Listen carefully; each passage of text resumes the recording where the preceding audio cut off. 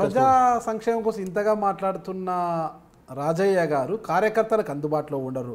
నిత్యం హైదరాబాదు హాస్పిటల్కే పరిమితమైన కార్యకర్తలకు అందుబాటులో ఉండరని కార్యకర్తలు చాలా అసహనంగా ఉన్నారంటున్నారు. నేను హరీష్ ఇప్పుడు కేటీఆర్ దగ్గరికి పోయినా, కేటీఆర్ గారి దగ్గర పోతే ఏంది రాజన్న ఎప్పుడు రావు, సిటీలకి అసలుకే రావు, నువ్వు ఎందుకు చట్టిండి అన్న కేసీఆర్ గారు నియోజకవర్గం పనిచేసుకో, నీకు అక్కడ ఎవరు ఏలు పెట్టాడంటే నేను 24 గంటలు నాకు ఇటు రావడమే ఇష్టం ఉండదన్న.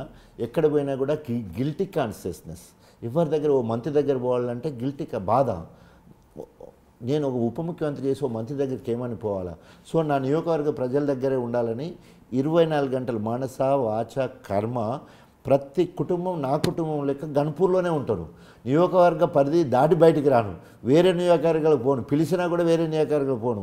నాకు గంగదేవిపల్లి నాకు ఉదాహరణగా తీసుకుంటాను. వాళ్ళ ఊరు 1200 జనాభా, వాళ్ళ ఊరును వాళ్ళు బాగు చేసుకున్నారు, శుభ్రత బాగు చేసుకున్నారు, పొదుపు చేసుకున్నారు, నిరాక్షరాస్యులను దూరం చేసిండ్రు, లాట్రిన్ బాత్రూములు కట్టుకోగలిగిండ్రు, తర్వాత సామూహిక వ్యవసాయం చేయడం. సో వాళ్ళ ఊరును పక్క ఊరును ఏం చేయలే, వాళ్ళు మండలానికి ఏం చేయలే, జిల్లాకి ఏం చేయలే, రాష్ట్రానికి ఏం చేయలేదు, దేశానికి కూడా ఏం చేయలేదు. కానీ భారతదేశం అయితే ఉత్తమ గ్రామ పంచాయతీ అయితే ఇలా దేశ విదేశాల నుంచి వచ్చేటోళ్ళు గంగదేవిపల్లికి వస్తారు.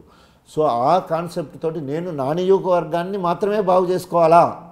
ఎప్పుడైతే ఉప ముఖ్యమంత్రి పోయిందో నా నియోజకవర్గాన్ని నేను బాగు చేసుకుంటే ఇది ఎక్కడికో వెళ్ళిపోతుందని ఆశ ఉంది. దాని తగ్గట్టు పనిచేసిన నియోజకవర్గం వదిలిపెట్టి పక్కకు రాను. ఉంటే ఊర్లో లేదా అసెంబ్లీలో నా పేరు, ఉంటే ఊర్లో నా నినాదం, ఉంటే ఊర్లో లేదా అసెంబ్లీలో, ఇంటికాడ హాస్పిటల్లో ఉండడు కాదు, ఉంటే మొత్తం ఊర్ల పొంటి తిరిగే కార్యక్రమం, లేదా అసెంబ్లీ టైం అయితే అసెంబ్లీలో ఉండడం. ఈ 2 కార్యక్రమాలు తప్ప ఉట్టిగానే జల్సాల కోసం అటు ఇటు తిరగడం, తర్వాత ఉట్టిగానే పని తప్పించుకొని ఇళ్ళలో పండుకునే రకం అసలుకే కాదు. పొద్దున 6 గంటల నుంచి రాత్రి 12-1 వరకు. ఎందుకంటే డాక్టర్గా నాకు గతంలో చేసిన అనుభవం, రోజు ఉదయం నుంచి వెళ్ళి మొదలు పెడితే రాత్రి వరకు పనిచేసేది. ఉదయం టీ తాగి హాస్పిటల్లో కూర్చుంటే 4-5 గంటల మధ్యలో భోజనం చేసేది, మళ్ళీ 5 గంటలకు భోజనం అయితే రాత్రి 12-1 భోజనం చేసేది. 2 గంటలు పడుకోకముందే పేషెంట్ వచ్చిందంటే మళ్ళీ లేచి చూడడం. అది 30 సంవత్సరాలు చేసింది ఎక్కడ పోతుంది, అలవాటు అయిపోయింది. సో నిద్ర పట్టదు. సో రాత్రి 12 వరకు కూడా కార్యకర్తలతో మాట్లాడేది నేను, పొద్దున 6 కాగానే మళ్ళీ మాట్లాడేది నేను. ఇంత అందుబాటులో ఉండేడు నేను అనుకుంటా వరంగల్ జిల్లా 100% లేరు.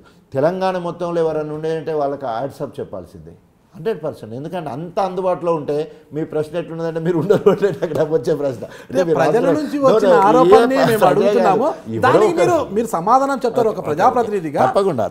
అంటే ఇంతవరకు చెప్పేది ఏంటంటే ఈవెన్ ఇది ఎవరిని అడగాలంటే మీరు గణపూర్లో అవిభక్త వరంగల్ జిల్లాలో ఉన్న 12 నియోజకవర్గాలకు సంబంధించిన ఎమ్మెల్యేలను, లేదా గతంలో చేసిన రవీంద్రరావు లాంటి టీఆర్ఎస్ మండల జిల్లాధ్యక్షుడు, ఆఖరికి కడియం శ్రీ అని అడిగినా కూడా ఆయన నోట రాజే తిరిగిన